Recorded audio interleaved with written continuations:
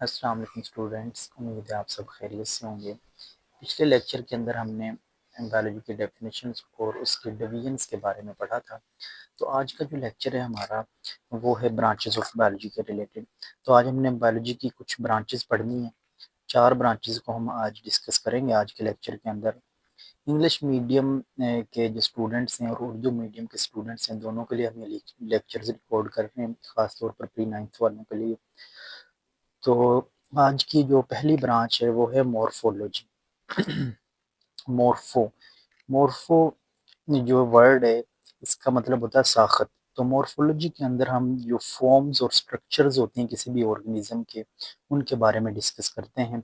Forms और structures mean क्या है कि किसी भी ऑर्गेनिज्म की जो बनावट है वो कैसी है, उसके अंदर पाए जाने वाली साख्तें कैसी हैं, उसके अंदर जो मतलब जो स्ट्रक्चर्स हैं किसी भी ऑर्गेनिज्म के वो कैसे बने हुए हैं, उनके अंदर कौन कौन सी चीज़ें मौजूद हैं, केमिकल कंपोजिशन उनकी क्या है, उनकी फिजिकल प्रॉपर्टीज़ क्या हैं।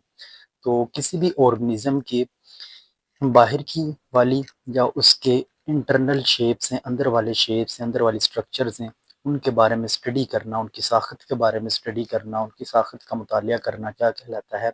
मॉर्फोलॉजी कहलाता है। तो मॉर्फोलॉजी के अंदर सिंपल हम किसी भी ऑर्गेनिज्म की, किसी भी जानदार की साखत का मुतालिया करते हैं, चाहे वो जिस्म के अंदर की साख्तें हो सकती हैं या जिस्म के बाहर वाले ऑर्गन्स की साख्तें हो सकती हैं। तो किसी भी ऑर्गेनिज्म की जिस बायोलॉजी की ब्रांच के अंदर साख्तें पढ़ी जाती हैं, उनका बनावट देखी जाती है, उसे हम क्या कहते हैं? मॉर्फोलॉजी कहते हैं। तो बायोलॉजी की जो दूसरी ब्रांच है वो है एनाटमी। एनाटमी नाम से ज़ाहिर है, एना का मतलब होता है अंदरूनी।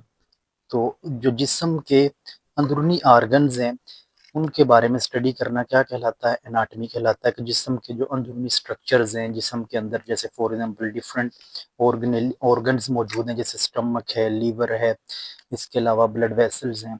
तो इनके बारे में जो स्टडी करना है वो क्या कहलाता है? एनाटमी। तो जिस्म के अंदर पाए जाने वाले ऑर्गन्स, जिस्म के अंदरूनी जो स्ट्रक्चर्स हैं उनके बारे में स्टडी जिस ब्रांच के अंदर की जाती है उसे हम क्या कहते हैं? एनाटमी कहते हैं।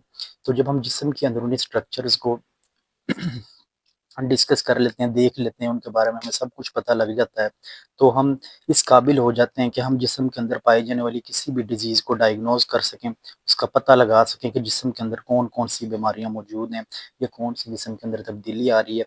इसके अलावा हम कुछ उन डिजीज़ के मुताबिक मेडिकल डिवाइसेस सेट कर सकते हैं, मेडिकल डिवाइसेस बना सकते हैं जिनकी मदद से हम उन बीमारियों को अच्छे तरीके से डायग्नोज कर सकें और उनका इलाज कर सकें।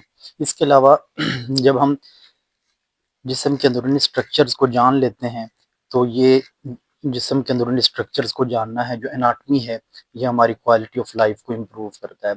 कि मतलब हम बीमारियों का हमें पहले पता लग जाता है। इसके अलावा हम उनको उनका ईज़िली इलाज कर सकते हैं, उनका इलाज करना भी हमारे लिए आसान हो जाता है। क्योंकि हम जिस्म के अंदरूनी स्ट्रक्चर्स को जब देख लें तो हम उसकी फिजिकल अपीयरेंस से हम उसका अंदाज़ा लगा सकते हैं जिस्म के जिस भी ऑर्गन के अंदर कोई डिजीज़ है कि वो उसके अंदर क्या क्या तब्दीलियाँ आ चुकी हैं, कहाँ तक उसको वो ऑर्गन ख़राब हो चुका है या उसके अंदर क्या क्या चेंजिंग आई हैं। तो जिस्म के अंदरूनी स्ट्रक्चर्स को देख कर हम इजीली इस बात का अंदाज़ा लगा सकते हैं कि बीमारी कितनी बॉडी के अंदर फैली है और किस तरह से इसका इलाज किया जा सकता है। बायोलॉजी की तीसरी ब्रांच है फिजियोलॉजी। फिजियोलॉजी के अंदर हम बेसिकली ऑर्गन्स के अंदर जो फंक्शंस होते हैं, मतलब ऑर्गन सिस्टम्स हैं, जैसे बॉडी के अंदर या बॉडी के अंदर जितने भी ऑर्गन्स हैं वो कैसे फंक्शन करते हैं। तो जिस्म के अंदर उन्हीं स्ट्रक्चर्स के जो फंक्शंस हैं उनके बारे में बायोलॉजी की जिस ब्रांच के अंदर पढ़ा जाता है उसे हम क्या कहते हैं? एनाटॉमी कहते हैं। तो एनाटॉमी के अंदर हम बायोलॉजी की बॉडी के अंदर पाए जाने वाले ऑर्गन्स के फंक्शंस के बारे में पढ़ते हैं। जैसे फॉर एग्जांपल जिस्म के अंदर डिफरेंट तरह के फंक्शंस होते हैं, जैसे ब्लड सर्कुलेशन हो गई, डाइजेशन हो गई, इसके अलावा रेस्पिरेशन हो गई। तो इस तरह के जितने भी फंक्शंस हैं बॉडी के अंदर, उन सारे फंक्शंस के बारे में बायोलॉजी की जिस ब्रांच के अंदर पढ़ा जाता है उसे हम फिजियोलॉजी कहते हैं। उसके बाद हमारी जो फोर्थ ब्रांच है वो है हिस्टोलॉजी। हिस्टोलॉजी क्या है? बायोलॉजी की वो ब्रांच है जिसके अंदर हम टिश्यूज के बारे में पढ़ते हैं। टिश्यूज क्या होते हैं? हमारी बॉडी के अंदर डिफरेंट तरह के टिश्यूज मौजूद हैं। टिश्यूज बेसिकली सेल्स से मिलकर बनते हैं। और सेल्स क्या होते हैं? सेल्स हमारी बॉडी के बिल्डिंग ब्लॉक्स होते हैं, कि हमारी जो पूरी बॉडी है वो सेल से मिलकर बनती है। तो सेल्स जो हैं वो बॉडी के अंदर डिफरेंट तरह के मौजूद हैं। वो डिफरेंट तरह के सेल डिफरेंट तरह के फंक्शंस परफॉर्म करते हैं। आगे हम नेक्स्ट लेक्चर के अंदर डिस्कस करेंगे सेल क्या होते हैं, इसके अलावा ऑर्गेनेलीज क्या हैं, ऑर्गन्स क्या होते हैं। तो फिलहाल हम इतना सिर्फ देखेंगे कि जो टिश्यूज़ हैं वो किससे मिलकर बनते हैं, सेल से मिलकर बनते हैं। जब सेल्स मिलते हैं तो उनसे क्या बनते हैं, टिश्यूज़ बनते हैं। डिफरेंट तरह के टिश्यूज़ हमारी बॉडी के अंदर मौजूद हैं, वो डिफरेंट फंक्शंस करते हैं। उन फंक्शंस को हम आगे देखेंगे। फिलहाल हमने इतना देखना है कि जो टिश्यूज हैं उनकी स्टडी जो है उसे क्या कहते हैं, हम हिस्टोलॉजी कहते हैं। टिश्यूज के बारे में जिस बायोलॉजी के ब्रांच के अंदर पढ़ा जाता है उसे हम हिस्टोलॉजी कहते हैं। तो टिश्यूज के बारे में जब हम स्टडी करते हैं, इससे हमें जो टिश्यूज की स्टडी है ये डिफरेंट तरह की हेल्प फराहम करती है। जैसे हम ड्रग बना सकते हैं किसी भी टिश्यू को समझने के बाद, उसके बारे में हम हर चीज़ जब हम जान जाते हैं तो हम उस टिश्यूज के मुताबिक जो है ड्रग डेवलप कर सकते हैं। इसके अलावा उस टिश्यू की मदद से हम बॉडी के अंदर कोई भी डिजीज़ है उसको डायग्नोस कर सकते हैं। इसके अलावा हम किसी भी टिश्यू की का मुआयना करके टिश्यू के बारे में जान के उसके एक्सपेरिमेंट्स करके हम क्या कर सकते हैं, किसी भी ऑर्गन का स्ट्रक्चर बता सकते हैं। तो टिश्यूज़ जो हैं, इनकी एग्जांपल्स की अगर बात की जाए तो हमारी बॉडी के अंदर जैसे हार्ट टिश्यूज़ हैं, बोन टिश्यूज़ हैं, स्किन टिश्यूज़ हैं, तो डिफरेंट तरह के ब्रेन टिश्यूज़ हैं। ये डिफरेंट तरह के टिश्यूज़ हमारी बॉडी के अंदर पाए जाते हैं। तो इसके अंदर हमने सिर्फ ये याद करना है कि study of tissues is called histology, और when cells combine together they form tissues. Different types of tissues are present in body, for example heart tissue, bone tissue and skin tissues. तो आज का जो हमारा लेक्चर है इसके अंदर हमने बायोलॉजी की 4 ब्रांचेस को डिस्कस किया है। सबसे पहली ब्रांच हमने पढ़ी मॉर्फोलॉजी। मॉर्फोलॉजी में हमने पढ़ा कि मॉर्फोलॉजी के अंदर हम क्या करते हैं, बॉडी के जो फॉर्म्स और स्ट्रक्चर्स हैं उनकी स्टडी करते हैं। फॉर्म्स और स्ट्रक्चर्स, बॉडी की जो शेप्स हैं, स्ट्रक्चर्स हैं, वो बैरूनी भी हो सकती हैं और जिस्म के अंदर वाली स्ट्रक्चर्स भी हो सकती हैं।